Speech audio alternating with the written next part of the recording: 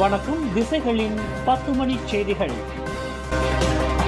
கிடா கத்தும்பா தமிழ் பள்ளி மூடப்படாது. கல்வி அமைச்சர் ஃபட்லினா சிடேக் உத்தரவாதம். நிரந்தர இடம் இன்றி தற்போது கொலக்கட்டில் பிஞ்சோல் தமிழ் பள்ளிக்கு தற்காலிகமாக இடம் மாற்றப்பட்டுள்ள கிடா பாலிங் மாவட்டத்தில் உள்ள கத்தும்பா தமிழ் பள்ளி மூடப்படாது என்று கல்வி அமைச்சர் ஃபட்லினா சிடேக் இன்று உத்தரவாதம் அளித்துள்ளார். சைம்டாபிக்கு சொந்தமான கத்தும்பா தோட்டம் மூடப்பட்டதைத் தொடர்ந்து அப்பள்ளி மற்றொரு பள்ளிக்கு தற்காலிகமாக இடம் மாற்றப்பட்டது. மடானி அரசாங்கத்தின் கீழ் கத்தும்பா தமிழ் பள்ளி உட்பட எந்தவொரு தமிழ் பள்ளியும் மூடப்படாது என்று இன்று நாடாளுமன்றத்தில் ஃபட்லினா சிடேக் தெளிவுபடுத்தினார். நிரந்தர இடமின்றி அலைக்கழிக்கப்படும் கத்தும்பா தமிழ் பள்ளி தொடர்பாக ஜெலுத்தோங் MP RSN ராயர் எழுப்பிய கேள்விக்கு பதில் அளிக்கையில் ஃபட்லினா சிடேக் இவ்வாறு தெரிவித்தார். Parlimen Jutung juga ada menyentuh berkenaan pemindahan murid di SJKT Ladang Ketumbar, Baling Kedah akibat penutupan Ladang Ketumbar oleh pihak Sime-Darby Plantation Berhad. Saya ingin memaklumkan bahawa KPM di bawah Kerajaan Madani yang berhormat tidak akan menutup SJKT Ladang Ketumbar. Ya? Tidak ada sekolah yang akan ditutup, SJKT yang akan ditutup di bawah Kerajaan Madani ini. அதேவேளையில் மடானி அரசாங்கத்தின் கீழ் இந்நாட்டிலுள்ள அனைத்து தமிழ் பள்ளிகளும் பாதுகாக்கப்படும் என்று இந்திய சமுதாயத்தின் மத்தியில் நம்பிக்கையை ஏற்படுத்துவதில் கல்வி அமைச்சுக்கு உதவுமாறு ராயரை ஃபட்லினா சிடேக் கேட்டுக் கொண்டார். தொடக்கப் பள்ளிகளின் வரலாற்று பாடப்புத்தகங்களில் மலேசியாவில் உள்ள அனைத்து இனத்தவர்களையும் சேர்த்துக் கொள்ள வேண்டும் என்று பக்காத்தான் ஹராப்பானைச் சேர்ந்த DAP மலாக்கா MP கூ பாய் தியோங் நாடாளுமன்றத்தை கேட்டுக் கொண்டார். மலேசியர்களிடையே குறிப்பாக இளம் தலைமுறையினரிடையே ஒருமைப்பாட்டு உணர்வை விதைப்பதற்கு ஒவ்வொரு இனத்தவரின் சிறப்புகள் குறித்து வரலாற்று பாடப்புத்தகங்களில் இடம்பெறச் செய்ய வேண்டும் என்று அந்த MP வலியுறுத்தினார். கடந்த ஆண்டு மலேசியாவிற்கும் சீனாவிற்கும் இடையிலான 50 ஆண்டுகால தூதரக தொடர்புக்குரிய பொன்விழா கொண்டாடப்பட்டது.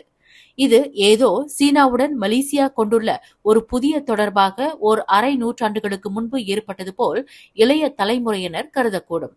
ஆனால் மலாயாவிற்கும் சீனாவிற்கும் இடையிலான தொடர்பு மலாக்கா மூலமாக சீன தளபதி செங்ஹோ வாயிலாக ஏற்பட்டது என்பதை இளைய தலைமுறையினர் அறிந்திருக்கவில்லை என்று கூ பாய் தியோங் வலியுறுத்தினார்.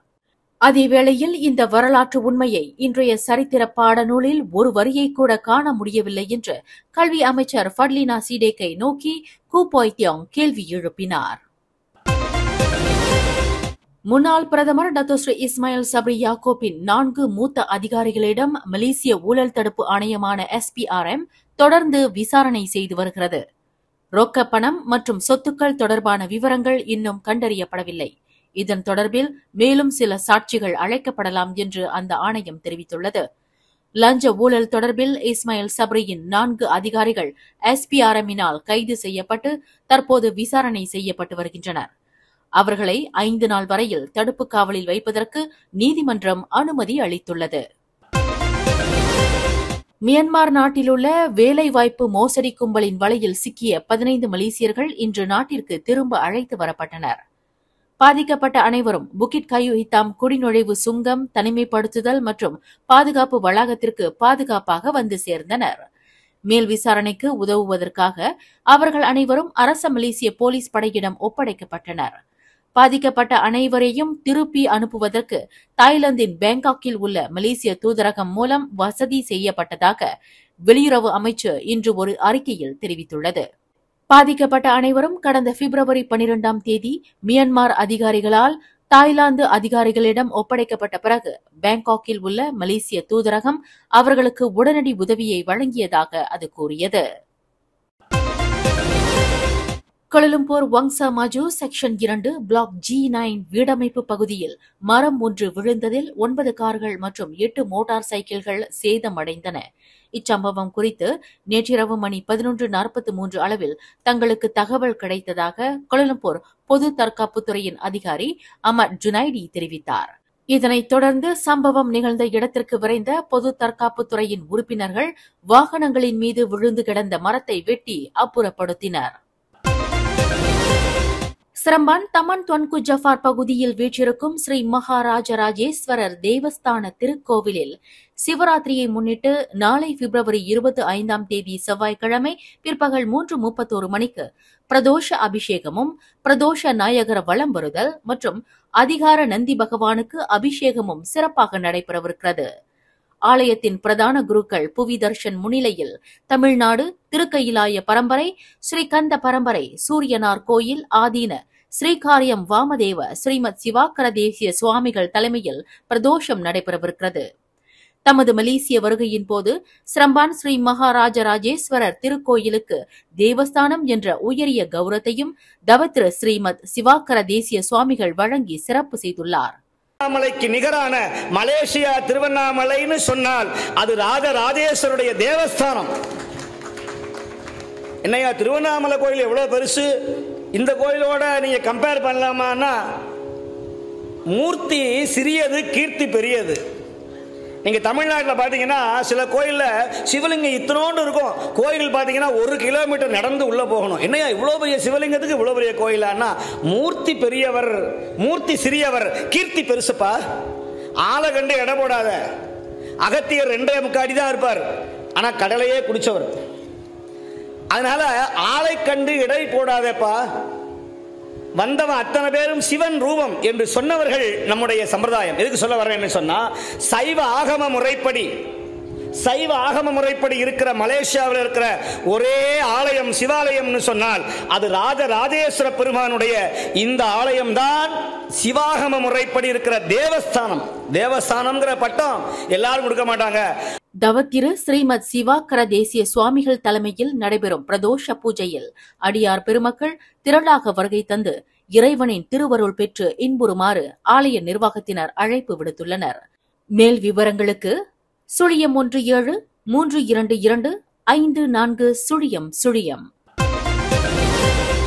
சுங்கைபுலோ சிறைச்சாலையில் 32 சோஸ்மா கைதிகள் சித்திரவதை செய்யப்பட்டதாக கூறப்படும் தகவலை மறுத்திருக்கும் உள்துறை அமைச்சர் டத்து ஸ்ரீ சைஃபுடின் நசுத்யோன் இஸ்மாயில் பொய்யுரைப்பதாக கைதிகளின் குடும்பத்தினர் குற்றம் சாட்டுகின்றனர்.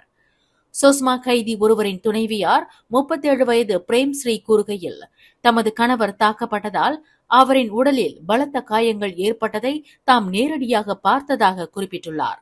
தமது கணவரின் உடலில் பலத்த காயங்கள் இருக்கும் பட்சத்தில் அவர் சித்திரவதைக்கு ஆளாகவில்லை என்று அமைச்சர் சைஃபுடின் எவ்வாறு பொய்யுரைக்க முடியும் என்று இன்று கோலாலம்பூரில் நடைபெற்ற செய்தியாளர்கள் கூட்டத்தில் பிரேம்ஸ்ரீ மேற்கண்டவாறு கூறினார். தாப்பா நாடாளுமன்றத்திற்கு உட்பட்ட அயர்குனிங் சட்டமன்ற தொகுதி காலியாகிவிட்டதாக பேரா மாநில அம்னோ சட்டமன்ற சபாநாயகருக்கு கடிதம் அனுப்பப்படும் என்று மந்திரி பசார் டத்து ஸ்ரீ சாரானி முகமது தெரிவித்தார்.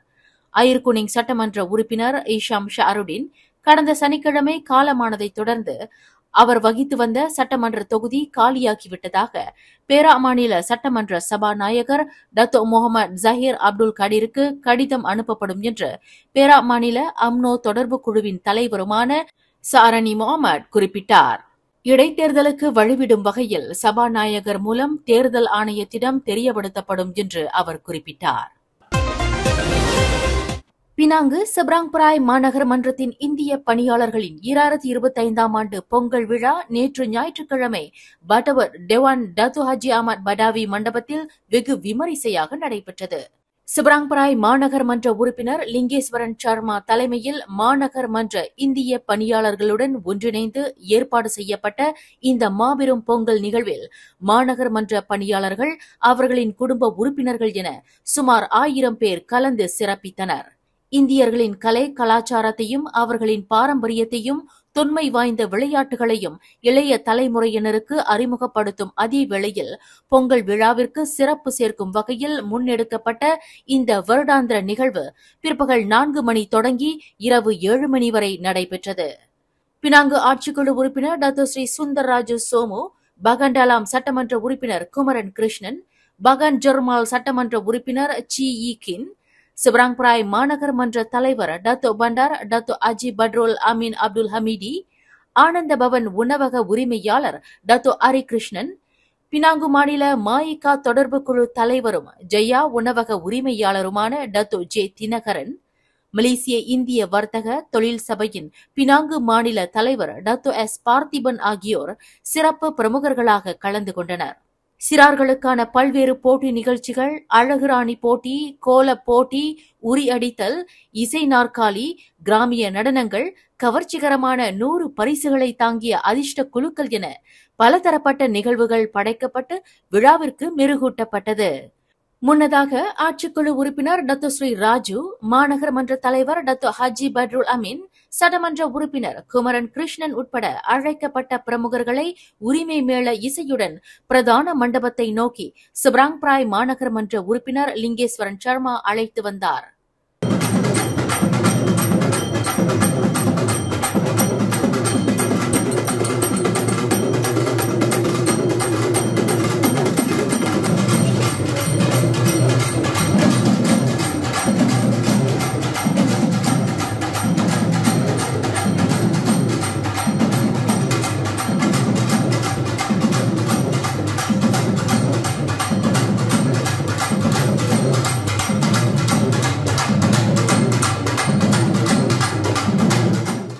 தை மாதம் முடிந்தும் மாசி மாதம் வரையில் இடைவிடாமல் பொங்கல் விழா கொண்டாடப்பட்டு வந்த போதிலும் மாதம் ஓடினால் என்ன, நமது கலாச்சாரம் பண்பாடு கட்டி காக்கப்பட வேண்டும் என்ற வேட்கையில் இவ்வருடத்திற்கான பொங்கல் விழாவை விடாப்பிடியாக நின்று வெகு சிறப்பாக ஏற்பாடு செய்திருக்கும் ஏற்பாட்டுக் குழுவினரை பாராட்டுவதாக ஆட்சிக்குழு உறுப்பினர் டத்தோ சுந்தர்ராஜு தெரிவித்தார்.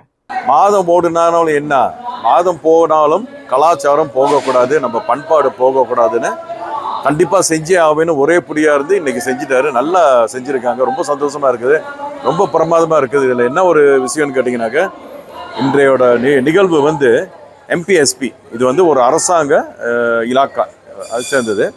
இன்றைக்கு MPSPலேருந்து மேயர் வந்திருக்காரு டத்தோ பட்ரோல். அவர் இன்னைக்கு என்ன ஒரு முடிவு பண்ணியிருக்கிறாருனாக்கா, MPSPயில் இருக்கிற அனைத்து தமிழர்களுக்கும் ஒரு தமிழ் சங்கம் உருவாக்கி எல்லாத்தையும் ஒற்றுமையாக வச்சுக்கணும்னு ஒரு நோக்கத்தில் இன்னைக்கு ஒரு முடிவு பண்ணியிருக்காரு. என்கிட்ட சொன்னார். ரொம்ப சந்தோஷமா இருக்குது.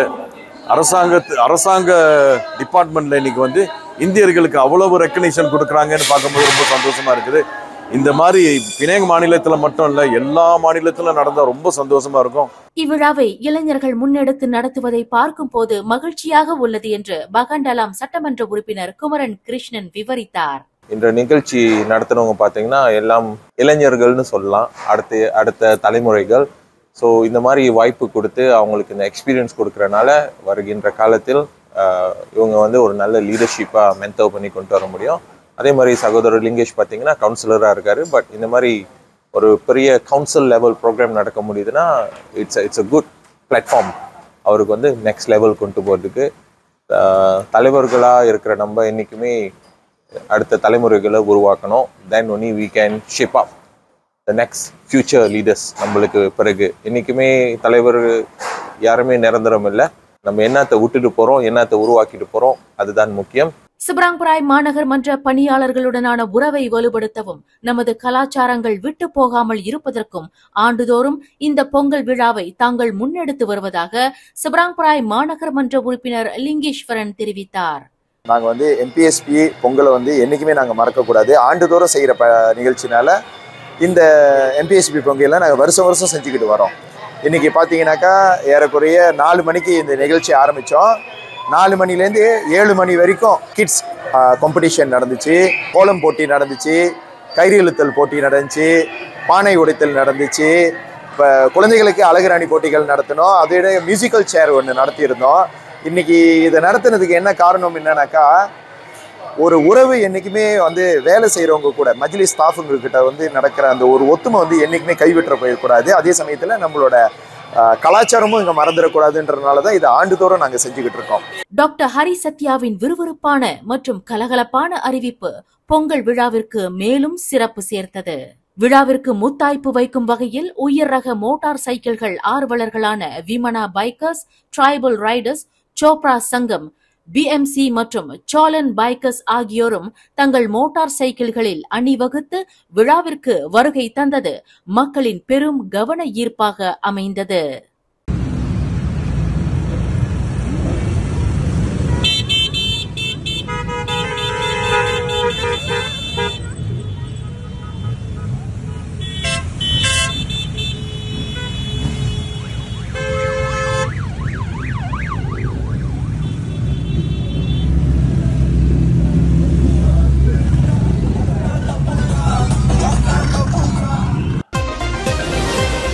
நெடுங்காலமாக சொந்த கட்டடம் இல்லாமல் இயங்கி வந்த பஹாங் குவாந்தான் ஜெராம் தோட்ட தமிழ் பள்ளிக்கு விரைவில் தீர்வு காணப்படும் என இலக்கவியல் அமைச்சர் கோவிந்த் சிங் டியோ உறுதியாக கூறினார்.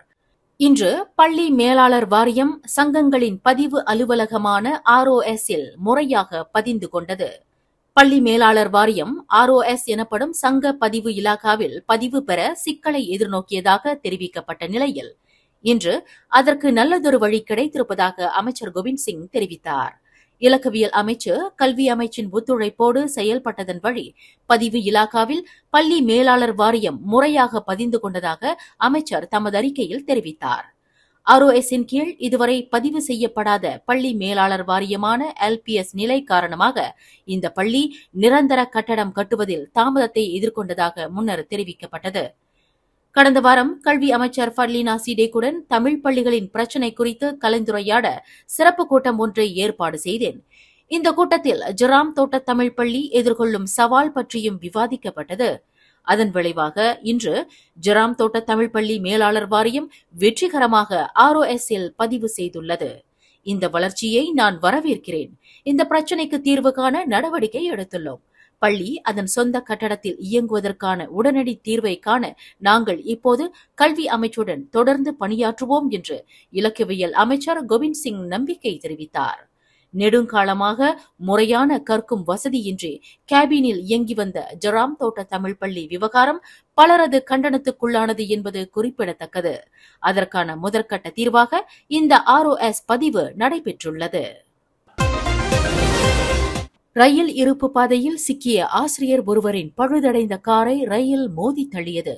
இருப்பு பாதையில் சிக்கிய தனது காரை அகற்றுவதற்கு அந்த ஆசிரியர் கடுமையாக போராடியும் முடியாமல் ரயில் வருவதைக் கண்டு காரை விட்டு வெளியேறினார். அடுத்த சில வினாடிகளில் அந்த ஆசிரியரின் கண்முன்னே அவரின் காரை ரயில் மோதி தள்ளியது.